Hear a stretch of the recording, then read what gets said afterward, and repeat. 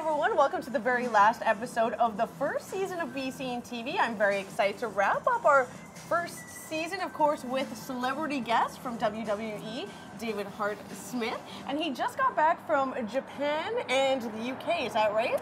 Tell us a little bit about that. Yeah, you know, it's awesome, and first and foremost, thanks for having me. I'm really glad to be on the show. Yeah, you know, I've been a busy beaver lately.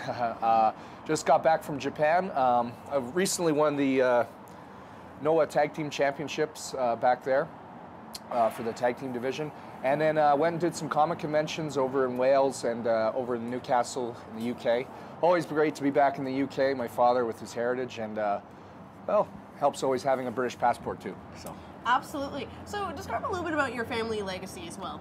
Yeah, well, for those that aren't familiar with myself, my father was the British Bulldog Davey Boy Smith, and my uncle's Bret the Hitman Hart.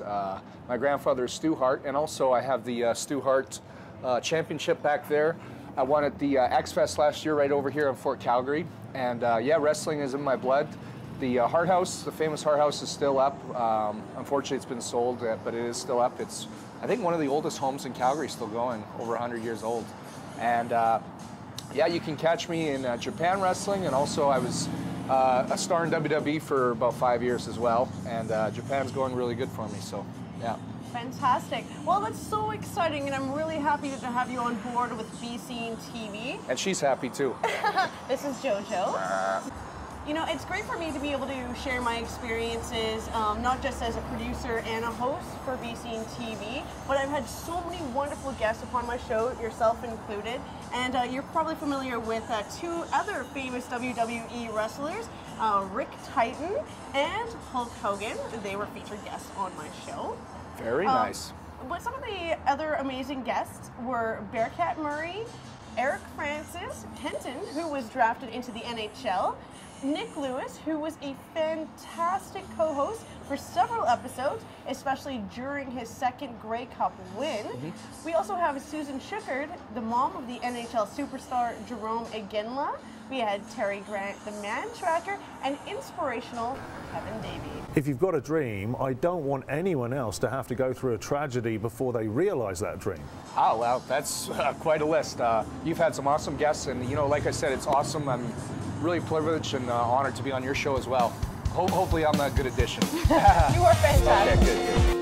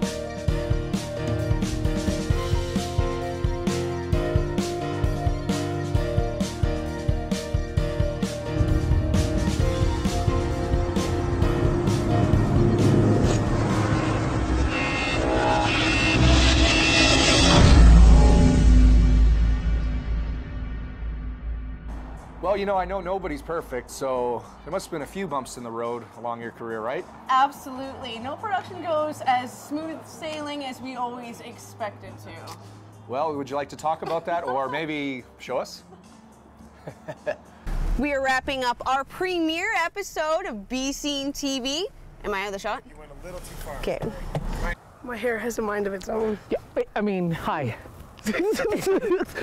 Well, it's like the two extremes, hey? I love it. I love it. This episode is filled with those... I'm Will Wilson. And I'm Paul J. Chinook. See you next time. Perfect. Please become your friends. Our new reporter, Savannah Crosby, has a story. All right, well, the next question is multiple choice. Okay. They're building a database using modern wear. Okay, that's a new word. Very popular in Hollywood and has been featured on Dragon's Den. But this artist canvas might surprise you. Amazing rest of the season for you with some new phases. Well, coming up next is Holy Hungama. This is our traditional fest stories. Feel free to email us at bscenetv@shaw.ca or find us at Twitter at #BsceneTV. Oh, that's my line. Pardon me. Okay. All right, from the top. Oh, it's my line. Yeah, it's okay. All right, I guess that's going into the blooper list already. Okay, I was free from it. Thank you, Abigail. So, what's my next line? Okay, hold on.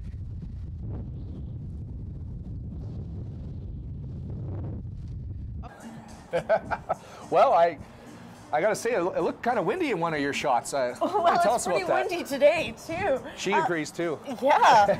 I mean, it's not very common for Calgary to get some really strong windstorms, but that one day that I had to film, it was atrocious. Yeah. And now I understand why Ron Burgundy has helmet hair. This windy day is brought to you in part by why you need to get hairspray. Okay, now tell me, I am a little curious. What are some of the weirdest things that guests have said to you? Let's see. Well, you know what? A lot of my guests have commented on how short I was in front of the rolling camera too. So yeah, let's take a look. There you go. Okay. Now we're centered. Okay, now we're centered. I'll stand back here so I don't make you look so short. Ready? Get your ass. Some friends, 4'11". Like, I have a friend, she is half of you, like, literally. We stand together, and I'm like, God, you look like my 7-year-old. I'm not actually that short. Just a lot of people on my show are just very, very tall. Well, stand up. Let's see how tall you really are. That's not fair. He's 6'5". I'm not actually that short. But you know what? Another thing that people make fun of me for is when I can't get my lines right. Like this one time when I was in Florida. Okay, come on. You try it. Connor Mullen. Connor Mullen will be returning to LA this month after dominating in Calgary and Jamaica. That sounds even worse than messing it up. Sometimes it's tough, right? Yeah, we certainly all have our off moments. Why don't you tell us about some of your off moments?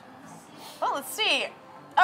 Okay, I guess when I first started co-hosting with Nick Lewis, I was chewing gum, and usually I chew gum or have mints right before I do any interviews or co-hosting, just so my breath smells nice and fresh. But we were all set up, the camera was about to record, and I realized I still had my gum in my mouth. So I took the bottom of our script and I ripped off a big piece of paper, spat it in there, and put it in my pocket to throw it later. And it was totally like, you know, normal thing to do, ready, camera, action. And Nick looked at me and was like, that is why Calgary is the cleanest city in the world. And he never let me forget about it. That's nice. Yeah. Take a look. So how do you like it here in Calgary? Like, how is your experience, especially as an athlete here in Calgary? I love it. You know, I love the people, meeting everybody, and the people are so nice here. I'm not used to people being so nice, and it is the cleanest city in the world, so I don't litter. When I took my gum out, I didn't put it underneath the chair. I actually got a piece of paper. And put it in your pocket. It's still there right now. Then this is what I'm talking about. Hey, this is the Calgary experience. It's in her pocket. Wrapped in a piece of paper, of course. Okay, I think that you've been embarrassed enough. Yeah. Let's take a look at some of the highlights. And I mean, there's got to be more of those than the embarrassing moments, right? There sure was. Okay, let's take a look at those.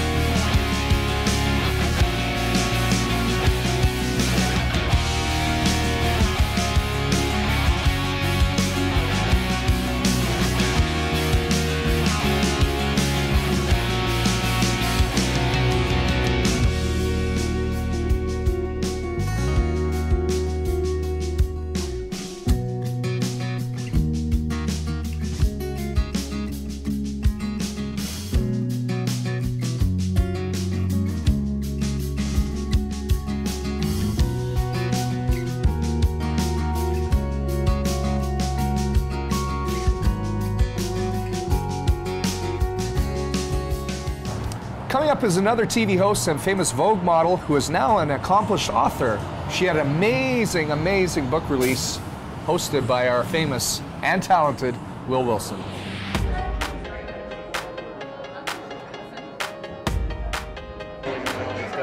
Really unattractive. Try and look more unattractive.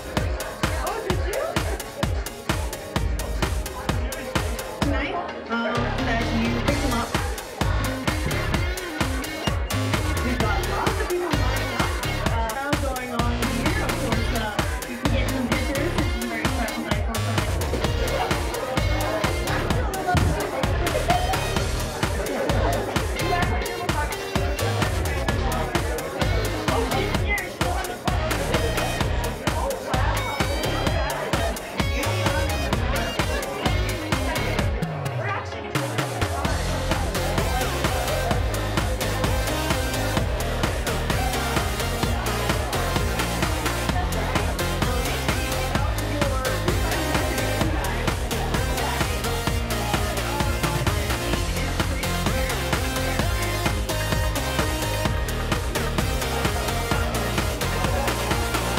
So please put your hands together and welcome Sunday Omony.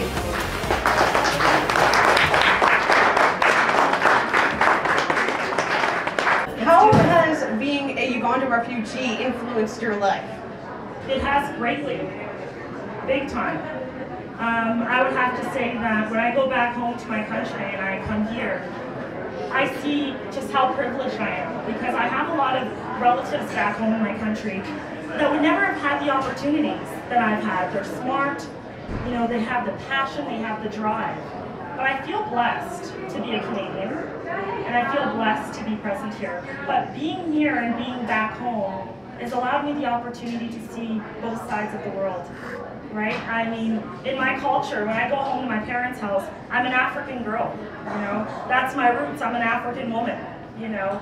And I realized just how much of society's also changed me and shaped me into the person I am today. So it's quite interesting, it's very humbling as well. One thing that I will say to a lot of you guys is you should never forget where you come from, you know, and that is so important to me. Always stay rooted, you know, and stay connected with your community. And a lot of my identity and my experiences come from the people that have been behind me and have supported me. And so my Ugandan community, my South Sudanese friends and family that are present here tonight, you guys mean a lot to me. And it's good to see your faces present. Wow, give her a round of applause, everybody. Wow. Have you ever asked yourself, why hasn't my life changed for the better? Why am I still in the same place I was a few years ago? How come I'm not happy?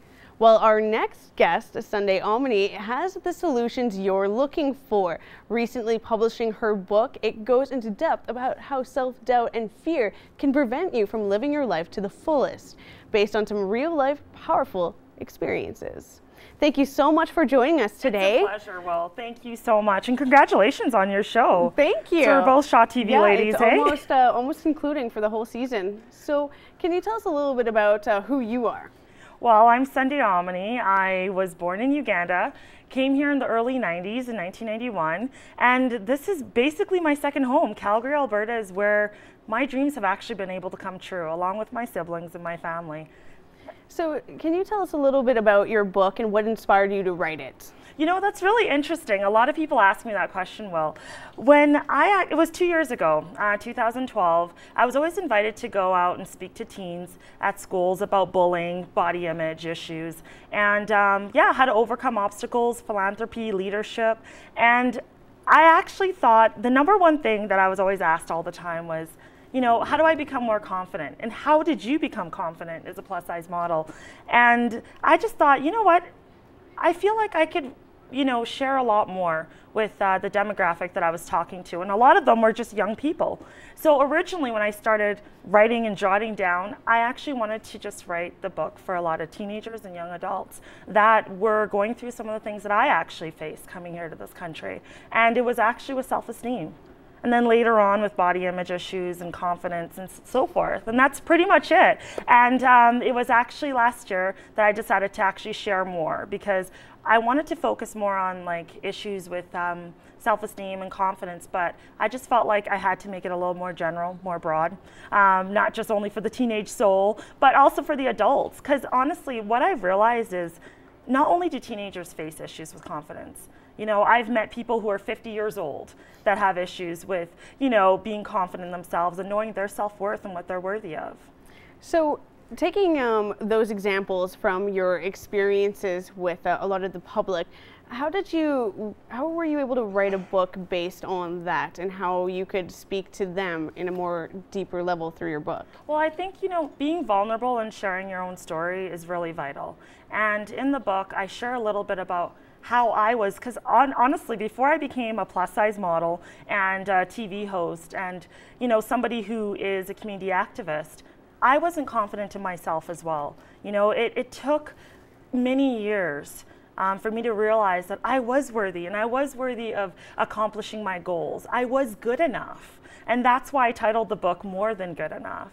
And the secrets that I learned over the years of how to become confident, really, in myself, and also to showcase that with other people. So in the book, I share a little bit about myself and my story, and also I give some tips as well. Not a professional, not a psychiatrist, not any of those things, but just from a personal standpoint, and some of the mentors that I've had over the years that have actually showcased a lot of confidence, and people that I wanted to just get a little inspiration from. And at the same time, I think when it comes to confidence, you gotta fake it till you become it. You know what I mean? Oh, those are beautiful words. It is so true, though. It is absolutely true. But I mean, it's really inspiring because you also were from Uganda. You were Correct. a refugee, and you became a very successful model. And you know, a lot like me, you were a TV host, but you're also a humanitarian. That's based correct, on that. yes. Your work was featured on Vogue Italia, MTV Entertainment Tonight, Elle Magazine, CBC Radio, and so much more. So can you tell us about that broad public view of you, how you became from a refugee all the way to being featured in something like Vogue? Well, you know what? I want to start off by actually mentioning that I didn't get here by myself. There's a lot of people who played a great role in my success and in my story. And I think that it's really important for us to learn from each other and work with people who actually believe in us. Because there's a lot of people that saw my potential and things that I didn't see in myself. Like I remember when I was 16 years old and I was at a career fair. That was when I was first discovered as a straight size model by Mode Models. And I didn't think I was good enough. I didn't think I was skinny enough. I didn't think I was tall enough. I didn't think I was beautiful enough. And it really took that agent to tell me, you're perfect just the way you are. You know, you're unique, and that's what we're looking for on our roster. So there's a lot of people who played a role in my story and making me who I am today, and seeing things within me that I didn't even see in myself. So it was a great honor in 2012 when I was featured on Vogue Italia, and when Entertainment Tonight Canada featured me in my story as well. And it was so interesting just to, you know, to see my fan base grow as well, and at an international level where it all started from the city. You know, in Calgary is where everything just started. A lot of my dreams have come true because of the great people in this city. And it's a great honor to be from such a great city.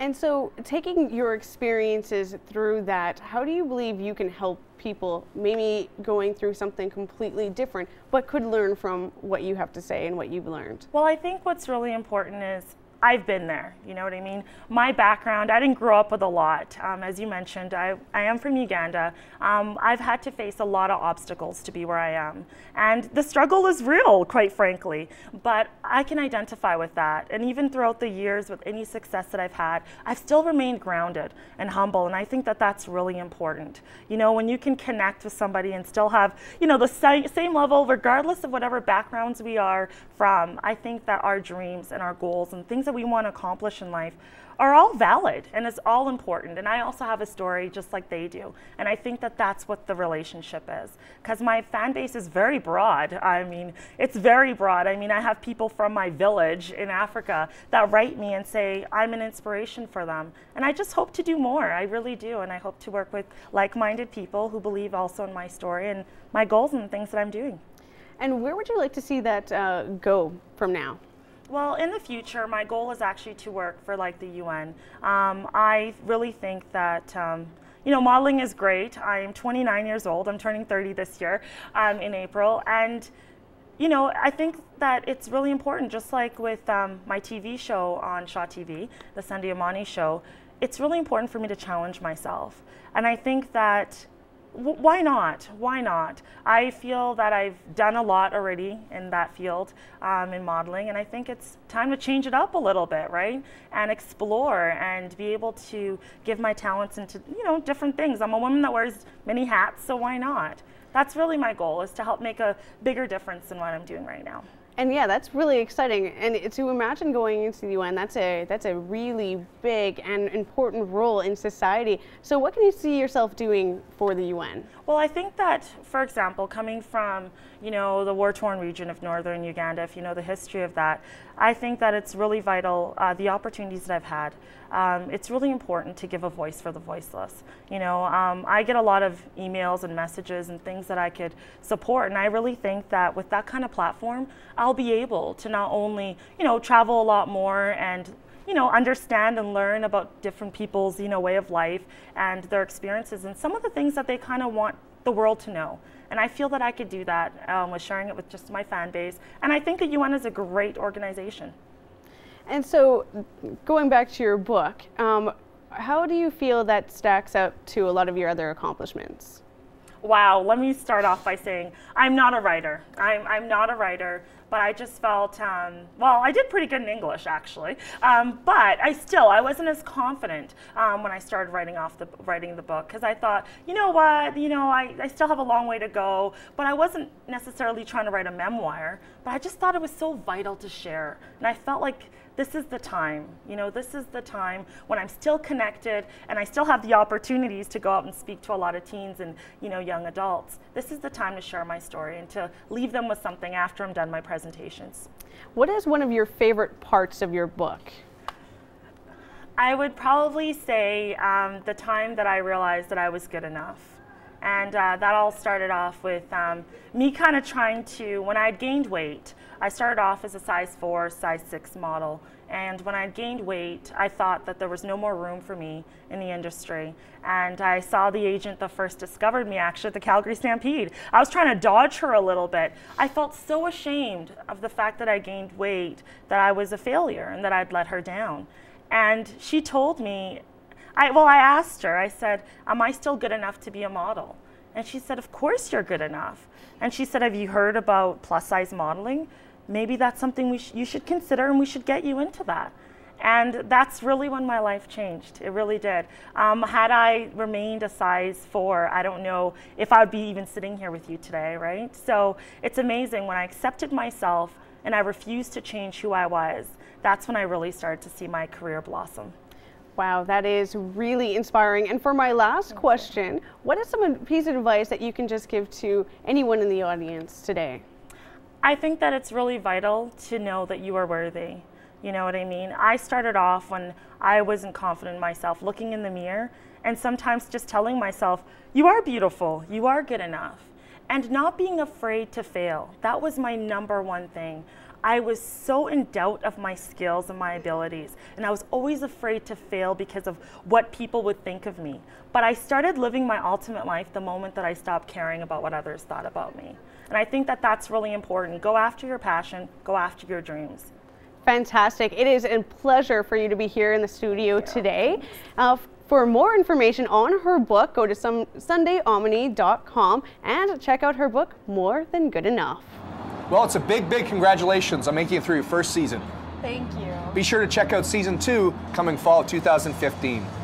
And thank you so much for being my celebrity co-host for my very last episode of my first season. Thank you to all the guests who participated on my show. And of course, thank you to all my viewers. And thanks for having me. I'm Hart Smith, Davey Boy Smith Jr.